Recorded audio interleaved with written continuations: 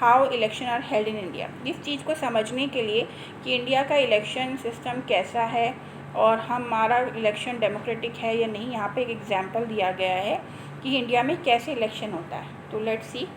Lok Sabha elections are held every 5 year. Lok Sabha जो जैसे आपको बताया था, लोकसभा जो एक पूरे नेशन की होती है, जो सेंट्रल में होती है, लोकसभा का इलेक्शन हर 5 साल बाद होता है। After 5 year the term of all the elected representative come to an end. 5 years बाद सभी इलेक्शन जो गवर्नमेंट फ्रेम करते हैं, जो इलेक्टेड रिप्रेजेंटेटिव होते हैं, उनका जो टर्नर होता है वो ख़त्म होने वाला होता है। Election are held in all electoral constituency. Constituency का मतलब होता है सीट। ओके, इलेक्शन जो होता है 5 ईयर्स बाद वो सभी इलेक्ट्रल कॉन्स्टिट्यूंसी पर सेम टाइम पे होता है, कभी सेम डे भी हो जाता है और या फिर कुछ दिनों का अंतर होता है। This is called a general election. ऐसे इलेक्शन को हम कहते हैं जनरल इलेक्शन, जो कि पूरे कंट्री में एक साथ होते हैं, कॉन्स्टिट्यूंसी सीट्स पे होते हैं। कभी एक समय पे भी हो सकते हैं, एक दिन पे भी हो सकते हैं, या विद इन फ्यू डेज़ का अंतर भी हो सकता है अलग अलग एरिया में।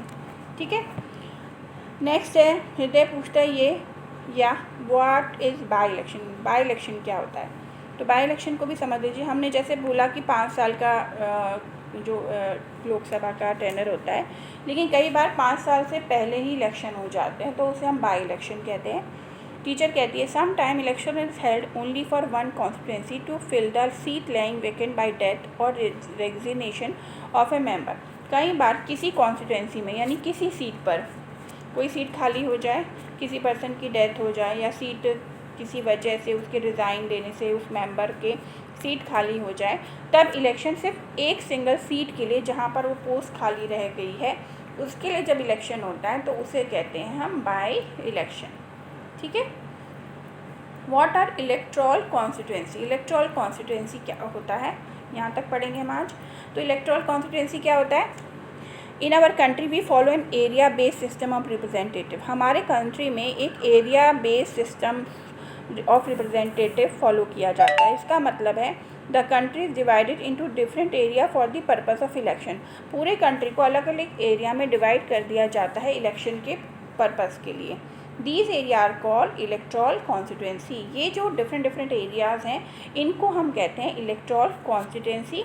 The voter who live in the area elect their representative. तो ईजी रहता है कि जो पर्सन, जो वोटर हैं, वो जिस एरिया में रहते हैं वहाँ की कॉन्स्टिट्यूंसी में रिप्रेजेंटेटिव को चुनते हैं। ठीक है, पूरे कंट्री में, अब मैं उत्तर प्रदेश में रह रही तो मैं राजस्थान जाके तो वोट कास्ट नहीं करूँगी। तो जो वोटर, मैं जहाँ की वोटर हूँ, मेरे पास जहाँ का आइडिया है, मैं वहाँ की कॉन्स्टिट्यूंसी में वोट दे दूँ, इससे ईजी रहता है। तो ये कहलाता है इलेक्ट्रल कॉन्स्टिट्यूंसी। फिर नेक्स्ट है do you know we have a system of reserve constituency also. कि क्या आपको पता है कि हमारे पास रिज़र्व कॉन्स्टिट्यूंसी भी है। तो रिज़र्व कॉन्स्टिट्यूंसी भी होती है, वो हम कल पढ़ेंगे।